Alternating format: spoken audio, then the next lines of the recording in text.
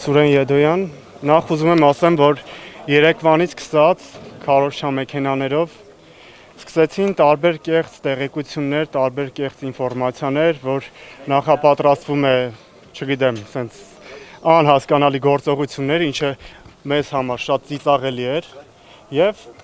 ընդհանուր այդ քարոզչա մեքենայի արդյունքը տեսանք այսօր առավոտյան։ Նրանք երկար չսպասեցին եւ անցան գործողությունների, այսինքն ինչ կատարվեց։ Առավոտյան ժամը 7-ից սկսած Բագրատ Սրբազանի կեցավայրը Սրբազան պայքարի տարբեր աջակիցների, շեշտում եմ, աջակիցների կեցավայրեր, տներ խուզարկությունների ենթարկվել, թե ինչի համար, թե ինչ հիմքերով, ոչ ոք չգիտի։ Ձեզանից ինչ-որ մեկի տունը խուզարկել են այսօր։ Անձամբ մեր տունը դեռ այս պայդրությամբ ոչ ոք չի խուզարկել։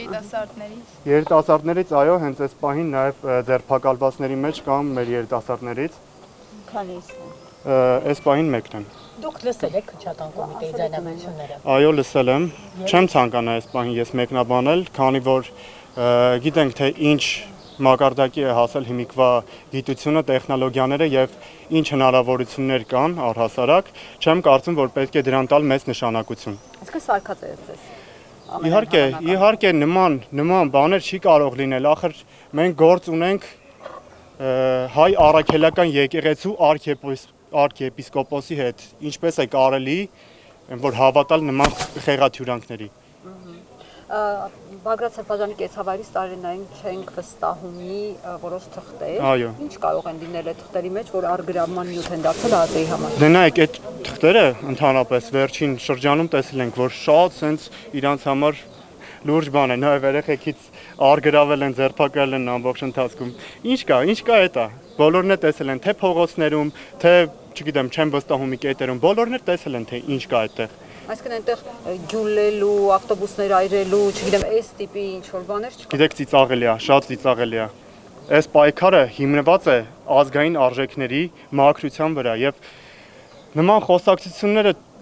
չգիտեմ, չեմ էլ ուզում մեկնաբանել։ Առհասարակ կարիք չկա։ Այո, կոչես, հետեւյալն է կոչես։ Ամբողջ Սրբազան պայքարի երիտասարդների անունից ուզում եմ դիմեմ Հայաստանի Հանրապետության հանրությանը։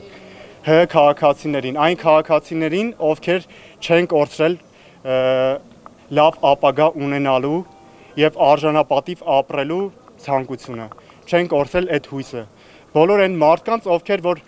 հավատում են, որ Հայաստանը ունենալու է լավ ապագա, բոլոր այն մարդկանց, ովքեր անհանդուրժողականություն են ցուցաբերում այս գործողությունների նկատմամբ։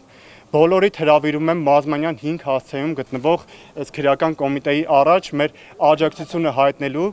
Սրբազան պայքարի առաջնորդ Բագրատ Սրբազանին եւ մնացած աջակիցներին, ովքեր որ ապօրինաբար, նորից եմ նշում, ապօրինաբար պահվում են այստեղ։ Եվ վստահ եմ, որ ընդհանուր գործողությունները հանգեցնելու են նրան, եթե մենք դիմադրություն չցուցաբերենք, որ կանան շատ վատ հետևանքներ ունենան ընդհուպ մինչև կալանավորում։